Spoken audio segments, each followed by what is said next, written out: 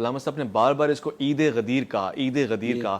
عید تو ہم نے سنا ہے 2 ہی ہوتی ہیں مسلمانوں میں، تو اس کو عید کہنا کیسے؟ کہ میں عید میلاد النبی صلی اللہ علیہ وسلم کا ماننے والا ہوں تو میں اس میں ایک عید کی گنجائش تو چھوڑوں گا. ایک بات عید میلاد النبی جی، تو میں ظاہر ہے اس میں بھی کوئی حرج نہیں ہے. خوشی کا دن میرے نزدیک تو سب سے زیادہ عید کا دن وہ تھا کہ جب سرکار نے فرمایا تھا علی جانے کے بعد سب کی رشتہ داریاں ختم ہو جائیں گی، میری اور تیری اور فاطمہ کی رشتہ داری ختم ہوگی. حق سبحان ٹھیک ہے، ایک بات. دوسری بات یہ ہے کہ اگر عید غدیر کو اس معنی میں مراد لیا جائے کہ اس دن سیدنا علی المرتضیٰ کی خلافت کا اعلان ہوا ہے، تو اس عید کو میں معذرت کے ساتھ، جیسے یہ میری تمام حوالہ جات کا رد کر رہے ہیں، تو میں اس کو ماننے سے جو ہے قاصر ہوں.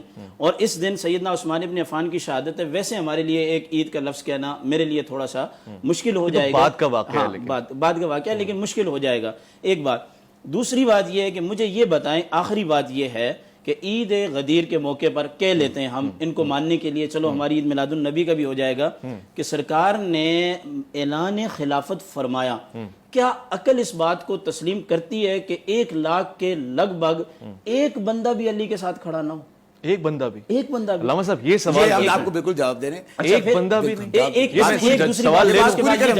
آخری بات ہے، ایک بندہ بھی کھڑا نہ ہو، حضرت عباس بھی کھڑے نہ ہو. ایک بات، عبداللہ ابن عباس، حضرت دیگر بھی، عبداللہ بن عمر، بڑے بڑے لوگ ہیں.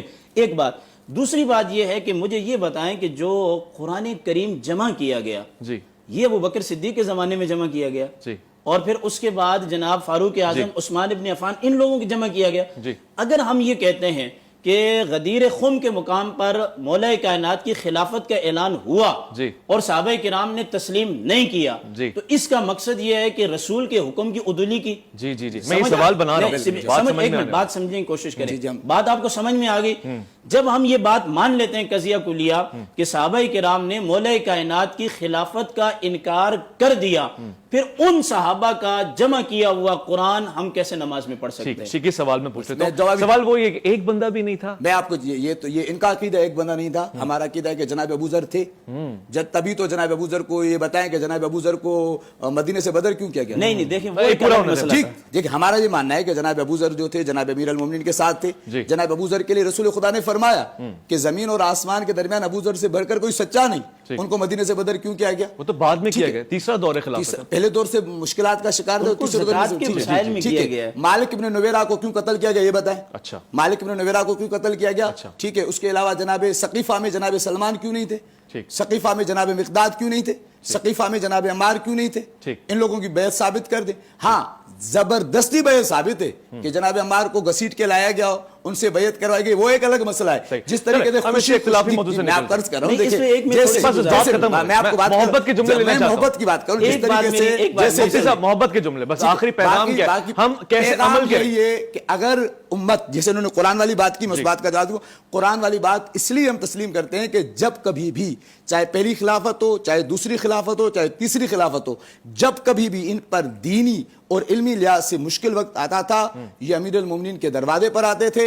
تبھی کئی مرتبہ خلیفہ دوم حضرت عمر ابن خطاب نے کہا لولا علی لہلک الامر، اگر عمر علی نہ ہوتے تو میں ہلاک ہو جاتا، اور کہا کہ مجھے اس وقت تک زندہ نہیں رکھنا جب علی میری مشکل کو حل کرے. بالکل صحیح روایت ہے. ہاں یا نہ میں بتا دیں اگر یہ ہلاکت والی تو صحیح روایت ہے، لیکن میں ایک بات واضح طور پہ کہہ دوں کہ میں 30 پاروں کو قرآن مانتا ہوں اللہ کے نبی کی وجہ سے، بس کسی اور کی وجہ سے نہیں. اچھا، میں چاہتا ہوں حضرت علی کے اوپر مفتی صاحب کوئی شعر اگر آپ سنا دیں تو میرا پروگرام پورا ہو جائے. میں خوشی کی نوید سنا کے اٹھوں گا کہ ہماری محبت، اہل سنت کی محبت، اہل تشیع کی محبت سب یکجا ہے حضرت علی کرم اللہ وجہہ. علی کے متعلق شعر کیا، میں نبی کی حدیث سنا. اللہ اللہ سبحان اللہ. میرے آقا علیہ الصلوۃ والسلام نے ارشاد فرمایا کہ علی کے چہرے کو دیکھنا ہی عبادت ہے. مجھے تو جو علی علی کرتا ہے مجھے اچھا لگتا ہے. آپ ہی ہم آخری جملہ اسی بات کو مکمل کرتے ہیں کہ مسند احمد بن حنبل میں بھی ہے اور ہمارے مصادر میں بھی ہے.